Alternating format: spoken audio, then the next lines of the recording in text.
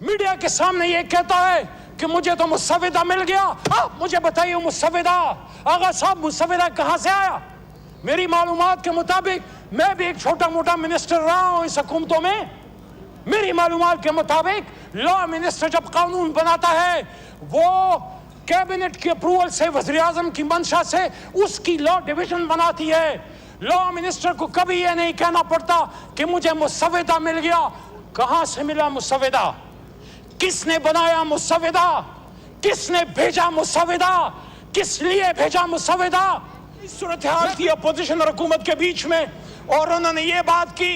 हमें बड़ा लोग कहते हैं SCO पे आप एहतजाज की बात करते थे। बिलावल साहब ऑन रिकॉर्ड है जब उन्होंने कहा था कि हम इसी ऐवान में बैठेंगे और हम देखते हैं कि हाँ वो ऐसी कैसे होती है, लेकिन हमने समझा, हमने उसको दरगुजर किया या हमने उसको नजरअंदाज किया कि जज्बात में एक बात की एक नौजवान लीडर ने।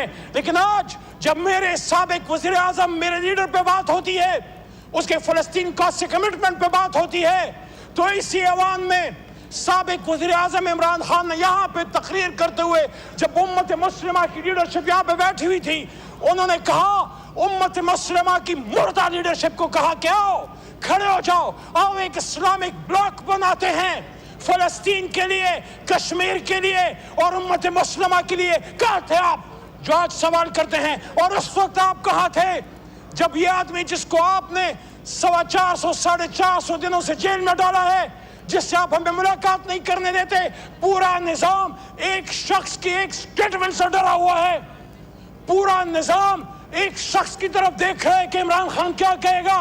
इमरान खान ने जो कहना था वो सेहूनियों, नसरानियों, यहूदियों और उनके गठजोड़ के बीच में यूनाइटेड नेशंस में एक बात की थी, एंड वी विल फाइट, हम मुकाबला करेंगे। और ये बात बनी गाला इमरान खान साहब को मैंने जनाब डिप्टी स्पीकर साहब 2022 में रजीम चेंज के बाद की कि खान साहब ये बात ठीक है कि आजाद खारजा पॉलिसी, रूस से ताल्लुकात और एब्सोल्युटली नॉट बड़ी वजूहात हैं आपकी हुकूमत खत्म करने की, लेकिन मेरे ख्याल में सबसे जो बड़ी वजह है वो ये है कि जब आपने सेहूनियों, इसराइल के ज़रख़रीदों के बीच में यूनाइटेड नेशंस में उम्मत मुस्लिमा को इकट्ठा करने और या कनाबलु या कनस्ताईद और मदनी रियासत की बात की, तो उस वक्त उनके कान खड़े हो गए कि इस आदमी को वैसे ही मिसाल बनाना है। जब जब उम्मत मुस्लिमा से कोई लीडर खड़ा होता है, यह आपका मेरा मुश्तरका दर्द है मेरे भाइयों और बहनों, यह आपका मेरा मुश्तरका दर्द है। जब कभी अनवर सादात खड़ा हुआ, कर्नल कज़ाफ़ी खड़ा हुआ, सदाम हुसैन जब तक अमेरिका के साथ था ठीक था, लेकिन जब खड़ा हुआ उसको फारिग कर दिया, कज़ाफ़ी को फारिग कर दिया। शाह फैसल शहीद ने जब तेल बंद किया अरब इसराइल जंग में, जब उसने फ़लस्तीनियों का साथ दिया, उसको किससे मरवाया? शहीद कर दिया। सदाम हुसैन को बड़ी ईद के दिन फांसी देना एक मैसेज था उम्मत मुस्लिमा को। वो ज़ियाउल हक साहब जो पाकिस्तान के लिए एक किरदार उन्होंने अदा किया, लेकिन जब इस रूस टूटा और उसके बाद उस आदमी ने ये कहा कि अब हम सेंट्रल एशिया में इस्लाम का परचम लहराएंगे, उसके बाद अमेरिका ने क्या कहा कि नहीं ये हमारा एजेंडा नहीं है, तो उन्होंने नहीं छोड़ा, चाहे सियासी है चाहे गैर सियासी है। जिसने उम्मत मुस्लिमा की बात की है उसको मार के छोड़ा। भुट्टो ने जब न्यूक्लियर एसेट्स पे कॉम्प्रोमाइज नहीं किया और रद्द कादियानियत पे दस्तखत कर दिया, उसने खुद कहा था मुझे पता है मैं अपने डेथ वारंट पे दस्तखत कर रहा हूं, तो उन्होंने नहीं छोड़ा। होश के ना खुल्लो, होश के ना खुल्लो। जब भी वक्त का कोई लीडर पैदा होगा उम्मत मुस्लिमा में चैलेंज करेगा। जब टीपू सुल्तान पैदा होगा वो कहीं ना कहीं से मीर जाफर लाके, मीर सादिक लाके पीठ से वार करेंगे। यही इमरान खान के साथ हुआ, लेकिन वो खुशकिस्मत है अल्लाह ने उसकी जिंदगी लिखी थी, वरना वजीराबाद में मुल्क के दुश्मन, इस्लाम के दुश्मन, पाकिस्तान के दुश्मन अपना काम कर गए थे। तो मेरे दोस्तों, आप आईन साजी कीजिए, लेकिन लोगों के सरों से दुपट्टे छीन के नहीं। आप आईन साजी कीजिए, लेकिन फयाज हमारे एमएनए है, आपके भी बच्चे होंगे, आपके भी बेटे होंगे। फयाज साहब के बेटे का उसके बदन का गोश्त پلاسوں سے کھینچ کے اس کی ماں کو اس کی چیخیں سنائی گئی اور کہا گیا اب بولو اپنے باپ کو، اب بولو اپنے خاوند کو کہ وہ اپنا ووٹ ہمیں دیتا ہے نہیں دیتا، ترمیم کے حق میں دیتا ہے نہیں دیتا۔ یہ کیسی آئینی ترامیم ہے جس میں ہمیں اس کو اغوا کرنا پڑ رہا ہے؟ یہ کیسی آئینی ترامیم ہے جس میں سعد اللہ بلوچ، وہ کشمیر میں تو نہیں رہتا مقبوضہ کشمیر میں، سعد اللہ بلوچ جو MNA ہے ہمارے اس معزز ایوان کا، وہ فلسطین میں تو نہیں رہتا، وہ غزہ کا باشندہ نہیں ہے، وہ پاکستان کا اور پاکستان کے دل پنجاب کا باشندہ ہے۔ اس کی وائف، اس کی بیٹی اور ان کی خالہ کو اٹھا لیا گیا اور تھریٹ کیا گیا کہ آؤ ووٹ کرو ان ترامیم کے حق میں، ورنہ آپ کے ساتھ یہ اور یہ کیا جائے گا۔ یہ آپ کی ترامیم ہے۔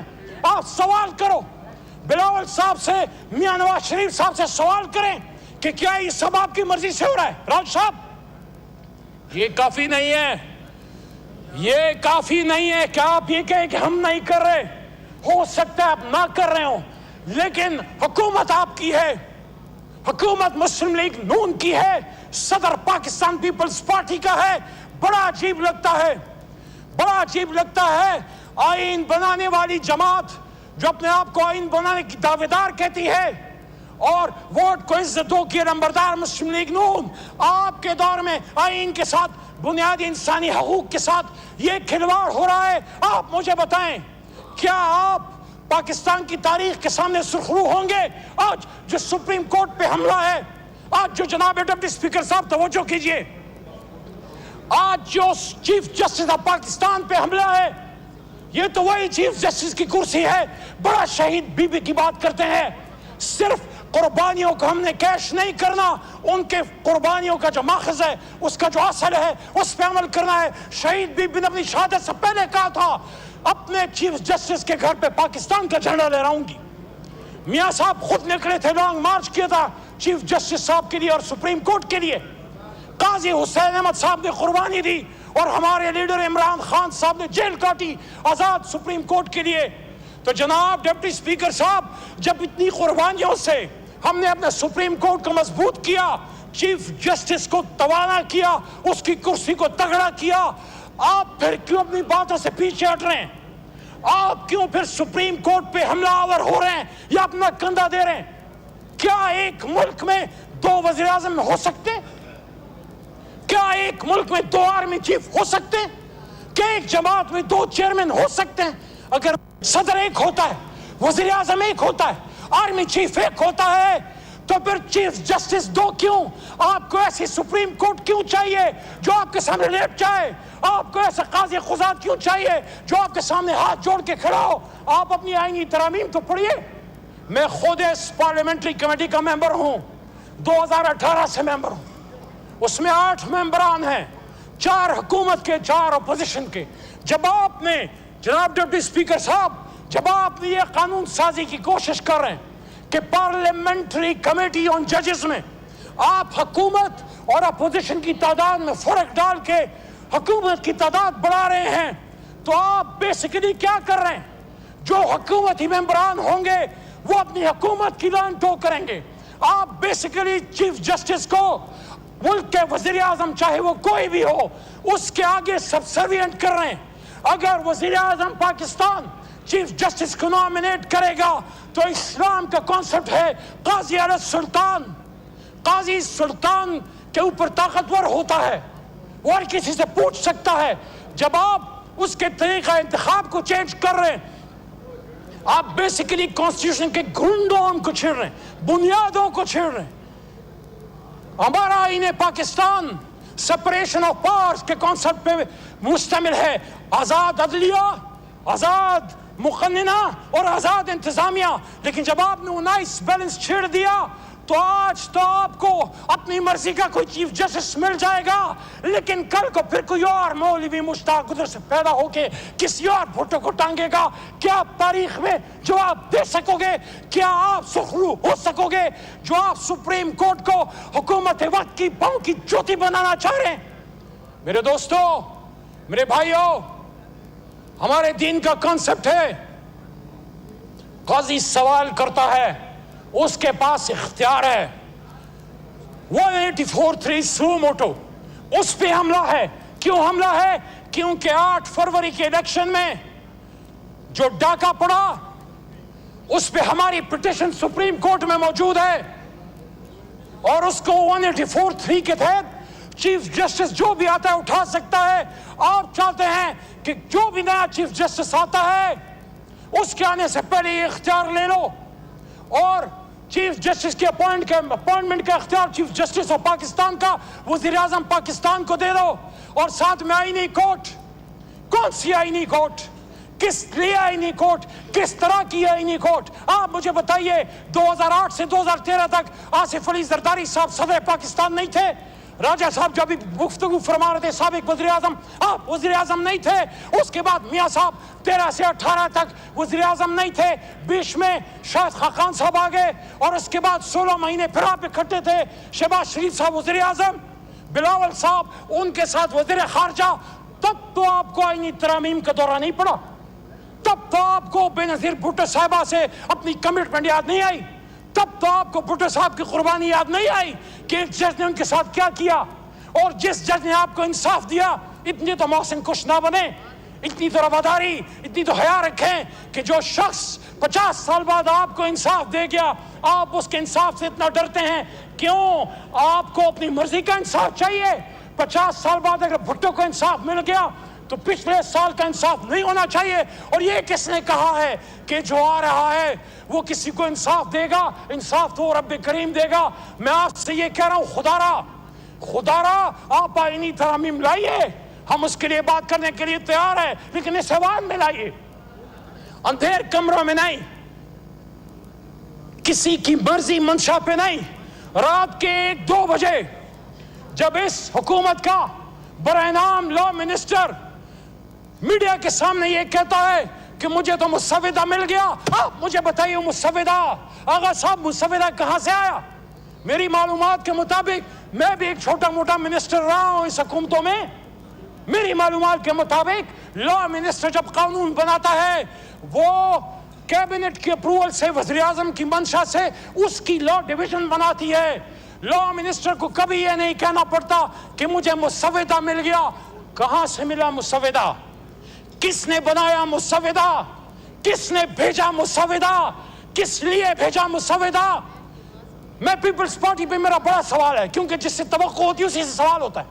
आप कहते हैं हमने आईने पाकिस्तान बनाया, बिलावल साहब आज नहीं है, वरना मैं मोहतरम बिलावल साहब से पूछता कि और तो कोई करे तो करे, आपकी जमात, भुट्टो साहब की जमात कैसे आर्टिकल 8 में चेंज कर सकती है?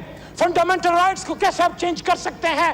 मिलिट्री कोर्ट्स के हक में कैसे आप बात कर सकते हैं? बुनियादी इंसानी हकूक में आप चेंज कैसे कर सकते हैं? मेरे भाइयों और दोस्तों, कुरान में अल्लाह फरमाते वअम्रुहुम शूरा बैनहुम, और मोमिनीन को जब कोई मसला होता है तो आपस में शूरा करते हैं। ये शूरा को शूरायत का इख्तियार दो। जो इख्तियार नहीं दे रहा, छीनो अपना इख्तियार, यहाँ चीजें लाओ, यहाँ फैसला करो। यहाँ फैसला करोगे, हम वो मुसव्विदा इमरान खान के सामने लेके रख देंगे कि खान साहब ये कहीं से आया नहीं है, डिक्टेट नहीं हुआ, ये बुनियादी इंसानी हकूक के खिलाफ नहीं है, ये आपको मिलिट्री कोर्ट के हवाले करने के लिए नहीं है, ये पाकिस्तान में इंसाफ के लिए है, आइन को बेहतर करने के लिए हम उनको कायल करेंगे। वो भी इंसाफ के नाम पे जमात बनाए बैठा है। लेकिन आज अगर यहाँ पे इस ऐवान में आप ऐसे कवानीन पास कर रहे हैं जिसके लिए कल आप तारीख के सामने शर्मसार होंगे। क्या आप भूल गए एक मुतलक़ुन ऐलान ने आप ही के लीडर को हथकड़ियां पहना के मुल्क से बाहर दरबदर किया?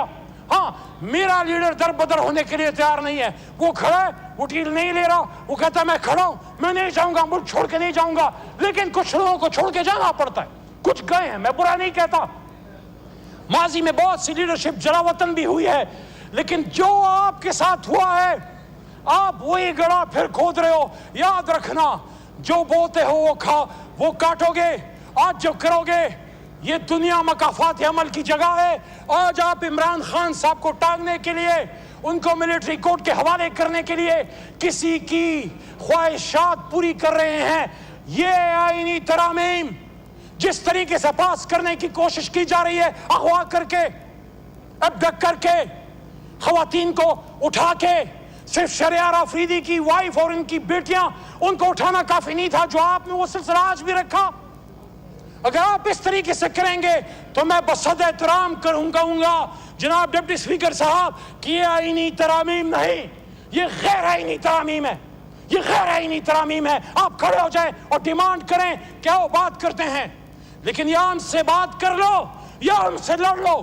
یہ کیسے ہو سکتا ہے کہ دن کی روشنی میں تو اسپیشل کمیٹی بیٹھے، وہ عمر ایوب، صاحبزادہ حامد رضا، بیرسٹر گوہر یا عامر ڈوگر سے بات کرے اور رات کی تاریکی میں آپ ہماری ماں بہنیں اٹھا لیں؟ یاد رکھنا عزت سے اوپر کوئی چیز نہیں ہے۔ عزت پہ حرف آئے گی تو پھر آئین قانون پیچھے رہ جائے گا، اس ملک میں بہت برا حال خدا نخواستہ ہو جائے گا۔ آپ دیکھ لیں بلوچستان میں کیا ہو رہا ہے، آپ دیکھ لیں فاٹا ٹرائبل بیلٹ میں کیا ہو رہا ہے، پشتون کیا بات کر رہے ہیں، بلوچ کیا بات کر رہے ہیں۔ اس وقت صرف تحریک انصاف اور کسی ارتکاب کی جماعتیں بھی، ایک زمانے میں پیپلز پارٹی ملک کی بڑی جماعت ہوا کرتی تھی، یہ بڑی جماعتیں خاص کر پی ٹی آئی کشمیر میں ہے، جی بی میں ہے، سندھ میں ہے، کراچی میں ہے، بلوچستان میں ہے، پنجاب میں ہے، اسلام آباد میں ہے اور خیبر پختونخوا میں ہماری جماعتیں، بڑی وفاقی جماعتیں علاقائی تعصب کو بڑھنے نہیں دیتی، بلوچ، پنجابی، سندھی، پٹھان کے نام پہ سیاست کرنے نہیں دیتی۔ یہ جماعتیں نسل کی امتیاز سے اوپر اٹھ کے پاکستانیت اور جناح کے نام پہ سیاست کرتی ہیں۔ جب آپ ان بڑی جماعتوں کو کمزور کرو گے، ان کو لوگوں کو اٹھاؤ گے، ان کو مارو گے، ان کو بے عزت کرو گے، آپ اس ملک کو ان لوگوں، ان خطرناک افریتوں کے ہاتھ میں آپ دھکیل دو گے جو بلوچستان میں ہمارے فوج کو نہیں چھوڑ رہے، جو خیبر پختونخوا میں ہماری ایف سی کو نہیں چھوڑ رہے، جو ہمارے مزدوروں کو نہیں چھوڑے۔ دکی میں جو ہوا بلوچستان میں 20 مزدوروں کا کیا قصور تھا، پنجابی مزدور کا کیا قصور ہے، پشتون کا کیا قصور ہے جو مزدوری کے لیے باہر گیا ہے اور اس کی گھر کی عزت تاراج ہو رہی ہے ٹرائبل بیلٹ میں، یا بلوچ کا کیا قصور ہے؟ اس کے لیے ضروری ہے کہ آج ہم یہاں مل کے بیٹھیں، آپ ان آئینی ترامیم کو سیوان میں لائیں، اس پہ مہینہ 2 مہینے بحث کریں، ہم انشاءاللہ اس کو وہ بہتر کر کے دیں گے کہ آئین پاکستان کا نظارہ دنیا کرے گی۔ اس میں بنیادی انسانی حقوق کا تحفظ بھی ہوگا، اس میں سویلین سپریمیسی بھی ہوگی، لیکن اس میں آزاد جوڈیشری بھی ہوگی، اور یہ فوج بھی ہماری دشمن نہیں ہے۔ ایک دن اگر فوج نہ ہو یہ ملک نہیں رہ سکتا، لیکن فوج جب اسٹیبلشمنٹ جب سیاست میں آتی ہے وہاں پھر قائد اعظم کا فرمان کا روک ہے، جو اسٹاف کالج کوٹہ میں نے کہا تھا کہ policy is a domain of civilians and you are supposed, آپ نے implement کرنا ہے، you are supposed to implement the orders, the policies of the federal government of the civilians۔ Policy ہم نے بنانی ہے، مل کے پاکستان کو مضبوط کرنا ہے، لیکن اگر یہ نہیں کرو گے اغوا کاری جاری رہے گی، ابڈکشن جاری رہے گی، ڈس اپیئرنس جاری رہے گی۔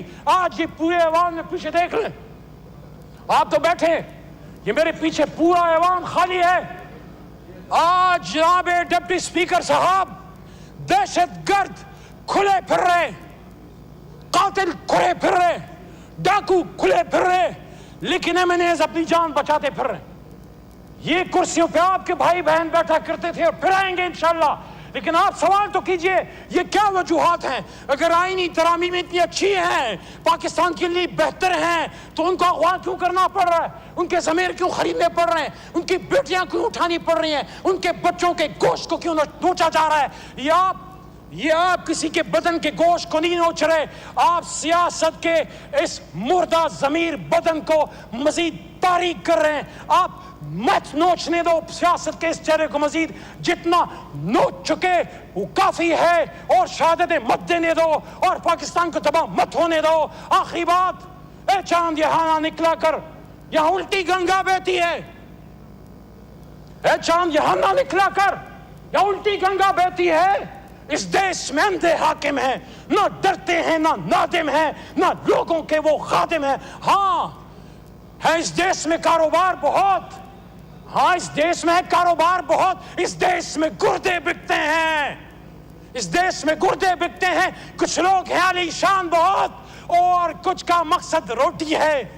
اے چاند یہاں نہ نکلا کر، لیکن ہم مایوس نہیں ہیں، ہم اپنے اللہ پہ ہمیں یقین ہے، ہمیں یقین ہے جس قوم نے ہم نے بھیجا ہے ہمیں بڑی طاقت ہے، ہمیں بڑی جستجو ہے، ہمیں بڑا حوصلہ ہے۔